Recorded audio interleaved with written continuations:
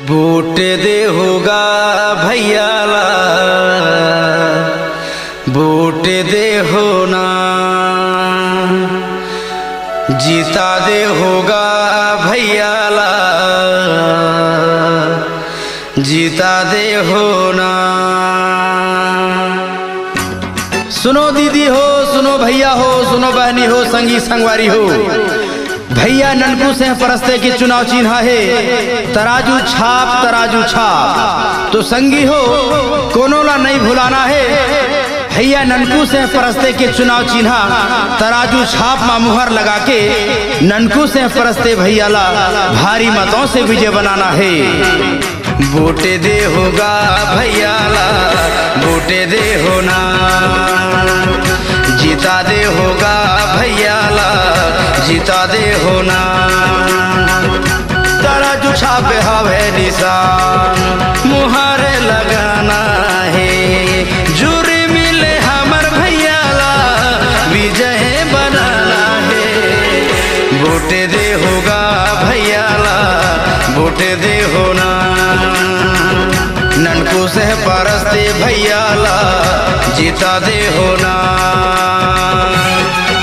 डिंडोरी जनपद पंचायत के क्षेत्र क्रमांक 15 से जनपद सदस्य पद हेतु सुख दुख के साथी मिलनसार आप मन के बेटा, आप मन के बीच के रहैया, सुख दुख के पुछैया, सहज सरल योग्य शिक्षित मिलनसार प्रत्याशी भाई ननकू से परस्ते जेखर चुनाव चिन्ह है तराजू छाप। तो संगी हो तराजू छाप में मुहर लगा के ननकू से परस्ते ला भारी मतों से विजय बनाए।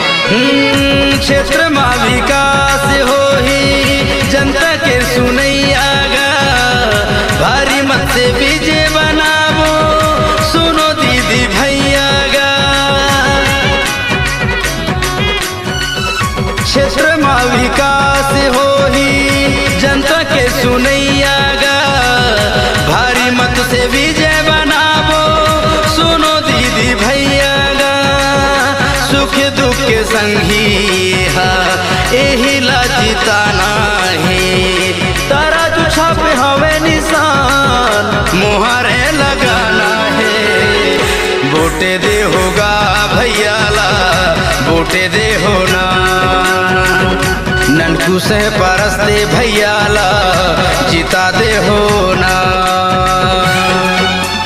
तराजू छाप, तराजू छाप, तराजू छाप। तो संगी हो तराजू छाप, तराजू छाप, तराजू छाप। दाई हो, दीदी हो, बहनी हो, भैया हो, संगी संगवारी हो, तो कोनो ला नहीं भुलाना है। अवैया 1 जुलाई दिन शुक्रवार सुबह 7 बजे से 3 बजे तक आप सबोला मतदान केंद्र जाके तराजू छाप में मुहर लगा के भैया ननकू से परस्ते ला भारी मतों से विजय बनाए। सुख दुख के पुछैया एही ला जिताना है, तराजू छापे हवे निशान, मुहरे लगाना है। सुख दुख के पुछैया एही ला जिताना है, तराजू छापे हवे निशान, मुहरे लगाना है।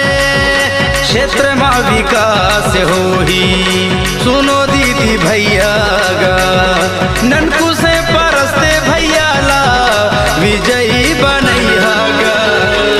वोट दे होगा भैया ला, वोट दे होना, ननकू से परस्ते भैया ला, वोट दे होना।